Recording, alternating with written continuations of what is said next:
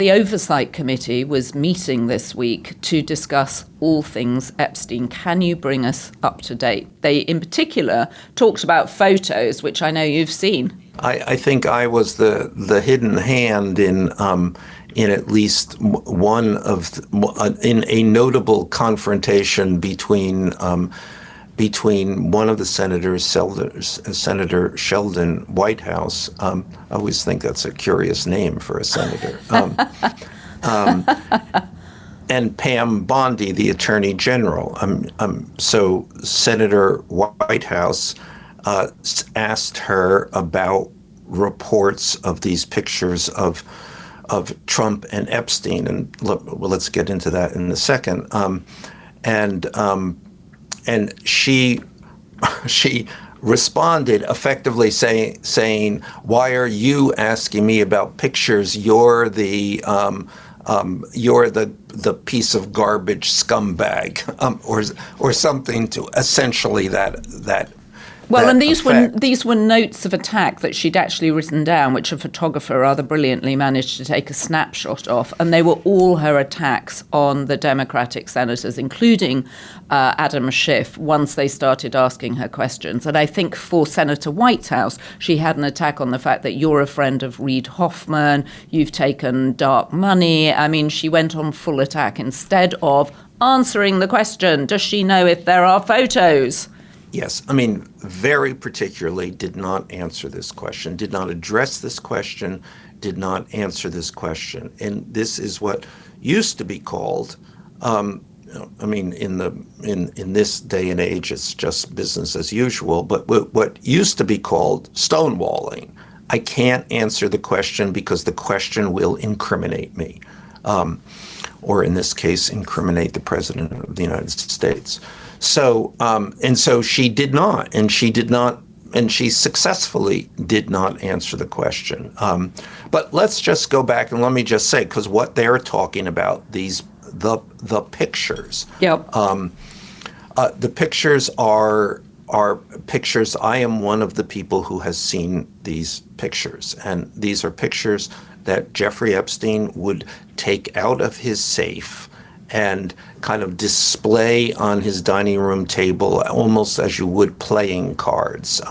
This amused him to have these pictures. Okay, so Michael, I want you to set the scene for us. So what time of day is it? Where is the safe? Does he bring them out in a manila folder? Are they in an envelope? Are they in an album? Does it look like his birthday album? I mean, give us more. This is so hard to get your head around. That here is this man who's on the one hand entertaining the head of the Nobel Prize Committee and the former head of Harvard, Larry Summers. And then in his safe, he has these photos of the president and surrounded by topless girls. Yes, I want a full picture. Anyway, this happens. All of Jeffrey Epstein's, or a good part of Jeffrey Epstein's day, was conducted around his dining room table.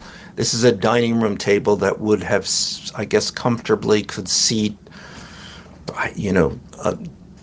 24 people, maybe more. Baronial, I would describe it as, and in a dining room that was also befitting of this kind of table. I mean, it was a weird kind of, and I kind of got used to this. So I forget the initial shock that I had when I walked into this house and this room. And I remember saying something to Epstein about it, because how could you not? It's just, this is not the way other people lived. And I kind of, summoned a compliment, or like, wow, this place is incredible. And I remember he then took his knuckle and rapped on the wall, and he said, "Fake, it's all fake." And I'm reminding people that you were there at his invitation because he wanted you to write a book about him. Yes. So you ended up spending some time with him because he'd said, just come and hang out at my house. I just want to set the table, as it were, metaphorically, so people understand why you were there. Yeah, no, exactly. And thank you. But then our conversation rolled on into starting in 2015 and then into 2016, when Trump became what many people obviously were talking about because he was running for president. But Epstein was particularly focused because he and Trump had been the closest of friends for more than a decade. And Epstein fancied himself a real Trump whisperer, that he understood Donald Trump. And in my experience, he was one of the more insightful people about Trump. And I have spoken to a lot of people about Donald Trump. But at any rate, in the course of one of these discussions about Trump, he left the room and then came back holding in his hands about a dozen Polaroid snapshots. Oh, they're Polaroids. They're Polaroids. Well, in my mind, they're Polaroid. I'm not 100% sure that they were, but they had those crenellated edges like a Polaroid. That's in my, as I say, in my mind, these are Polaroids, but they certainly are snapshots.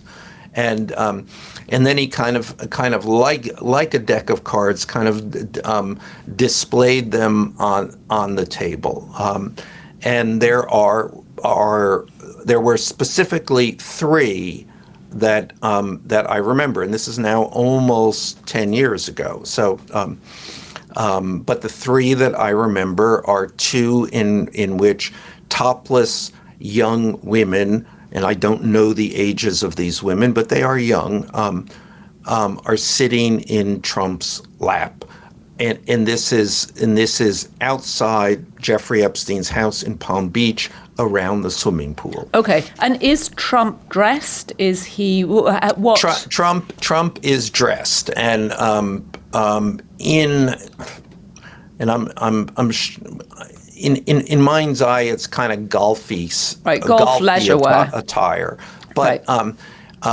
And then in the third picture, there is, and so he's wearing light pants.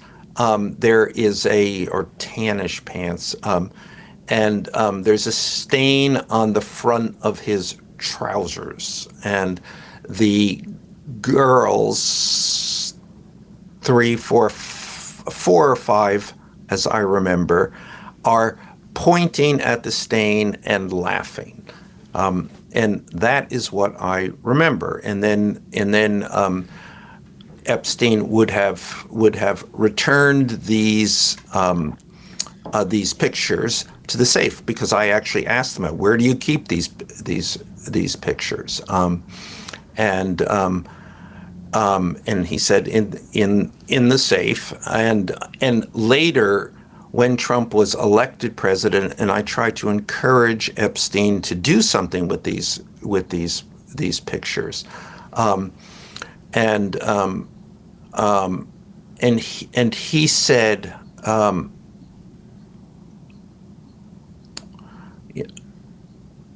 I can't now.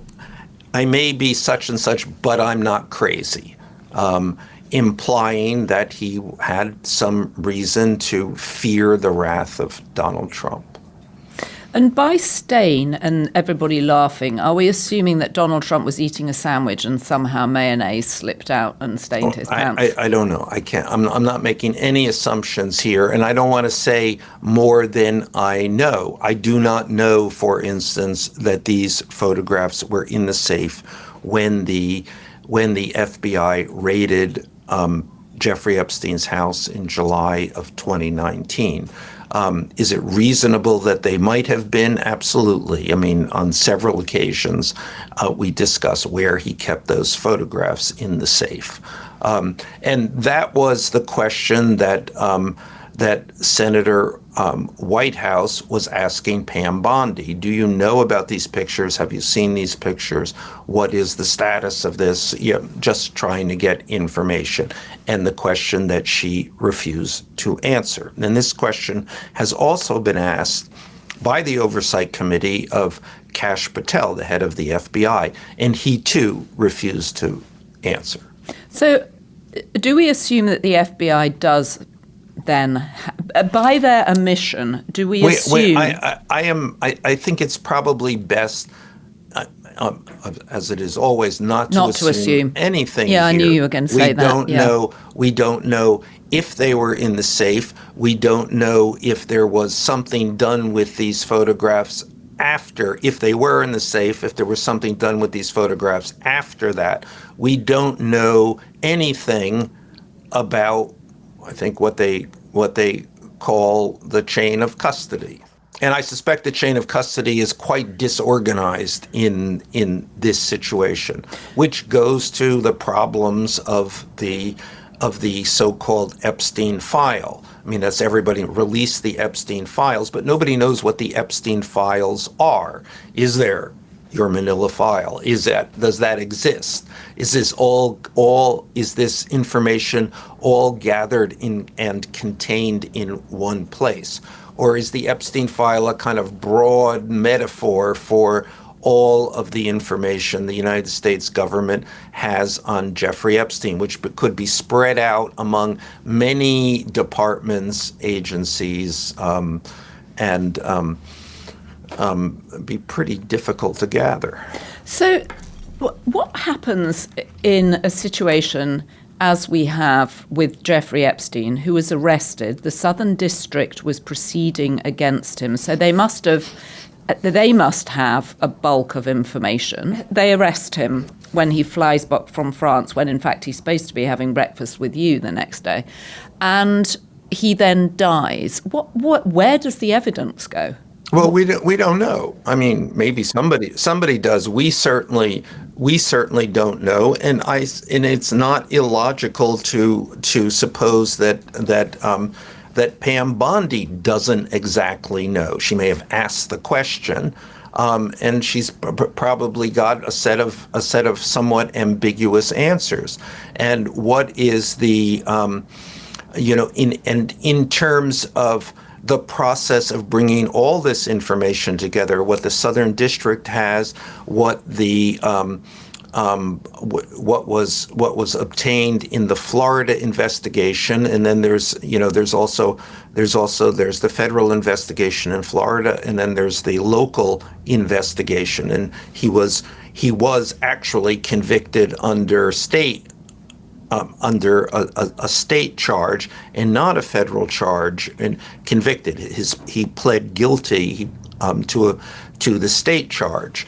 So who has this where, in what form? And do these, I mean, if you're the Southern District, is it possible you just throw things away once someone's died and you think, well, that's the end of it? Well,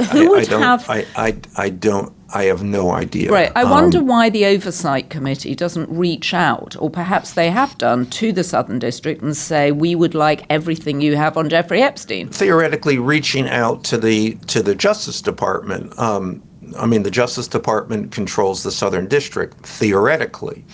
Although one of the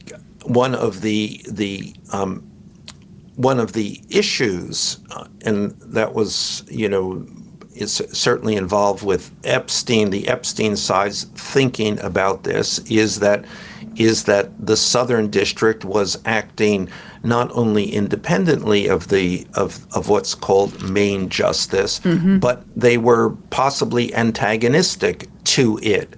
And their ultimate investigation was possibly about the President of the United States, Donald Trump, and they might well have thought that by arresting Jeffrey Epstein, they would get a source of information, incriminating information about Donald Trump. We don't know that because not long after his arrest, Jeffrey Epstein was dead.